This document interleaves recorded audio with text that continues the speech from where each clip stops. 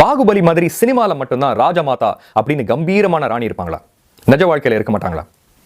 தமிழர் வரலாற்றுல இதே மாதிரி ஒரு 3 மாச கை குழந்தைய ராஜாவா முடிசூட்டி அவருக்கு பதிலா அவரோட பாட்டி நாட்டை கம்பீரமா ஆண்டிருக்காங்க. சார்பில் தமிழகத்தை ஆண்டு வந்த நாயக்கர்கள் விஜயநகர பேரரசு வலுவிழந்த பின் சுய ஆட்சி செய்யும் மன்னர்களானார்கள். அந்த வம்சாவளியில் வந்த ராணி மங்கம்மாள் 17ஆம் நூற்றாண்டில் மதுரை நாயக்க ராஜ்யத்தின் அரசியானார்.